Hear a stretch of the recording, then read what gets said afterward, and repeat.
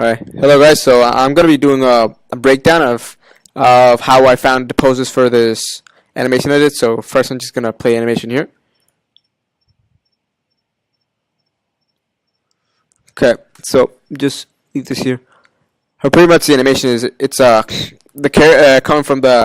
from shot 9. This is shot 10 right here, where the character walks by her. So as you can see, the first character walks in a pretty particular manner. It's because it's supposed to be a very flamboyant character. So the female, on the other hand, is very, as you can say, has a masculine attitude, very unpleasant of the situation.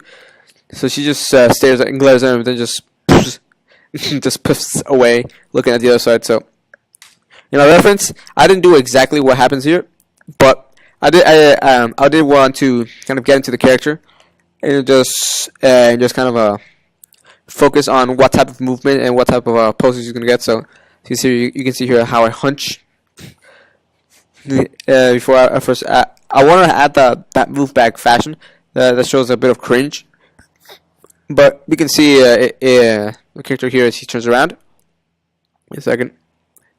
Just look at this in the reference. So, but basically, what I was trying to do is when I want to get the keys for this, I just want to think of which moments make it the most the most important poses. So, honestly, anytime when you're doing subtle animation, I personally like to work straight ahead when making these.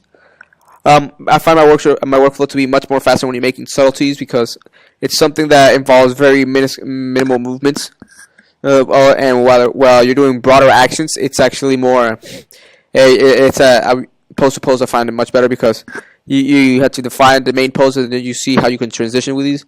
But with subtleties, it's more of how it's more of what little details move and how they move irregularly. That makes it seem so. That makes it so. I guess you could say unique.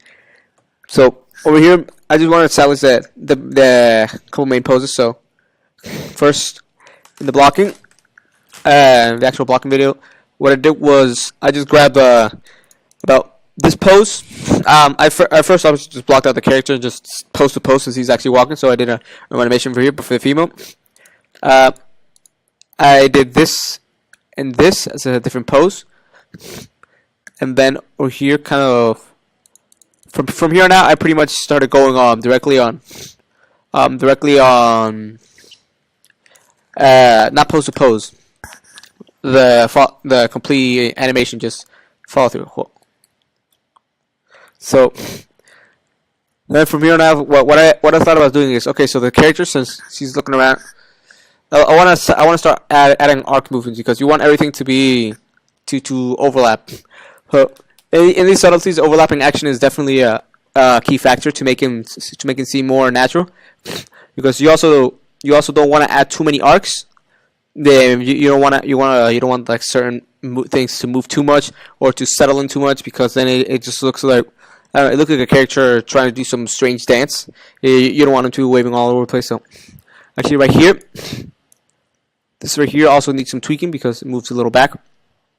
But basically what I like to do is just think of this way. Okay, so I'm going to block out the main poses in just the most important action that I can see. So I would just block this as a pose, this as a pose, and over here. My reference, there's not really that much of that, but I get the feel from it. And then for the rest, I would just set it in auto key and then just start seeing how everything starts to play off. So the reason I like to set an auto key really early is because when you're in step mode, some things might seem like they're good, but once you actually play them in auto, you notice that some parts are too fast or too slow. So in subtleties, you want to make sure that the character, I guess you could say, has a breather time, because since it normally is a slow animation, you don't want everything to happen too fast. It'll look like he's hyper or something. So right here, I did some tweaks to this because first it was moving too much. So first what I did was the character would hunch down a bit more, but I found it much better to just have her stay completely still, but sort of moving here her head. And over here in this part where she blinks and then turns around looking at him. This part right here, what I did was just I was thinking of a way that I guess you could say that the energy from one part of the body gets shifted to the other. So first, like the head. What I mean by this is like the head's shit. The head turns around here, looks, and then you'll see that the shoulders, like move. The shoulders move in a specific manner that kind of flows from one arm, goes towards the chest, and then ends in the other. It's kind of a cool thing. I guess you could say it's kind of like a wave. It's transferring the energy from one. It's kind of like shifting weights when you're making walks.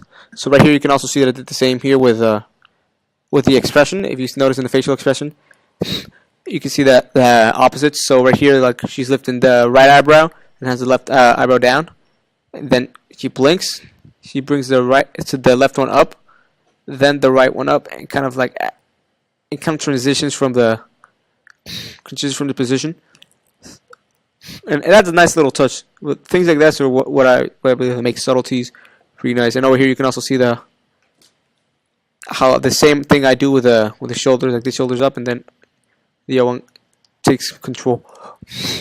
But yeah, pretty much that's it. So just to round it up quickly, like when I make subtleties, I like to just quickly block out the most important poses in step. Just to get everything laid out, but once everything's already laid out there, just immediately go to auto and start tweaking there, because it's mostly all about fine tuning and making sure that everything looks as smooth as possible. So that's it. And thank you very much.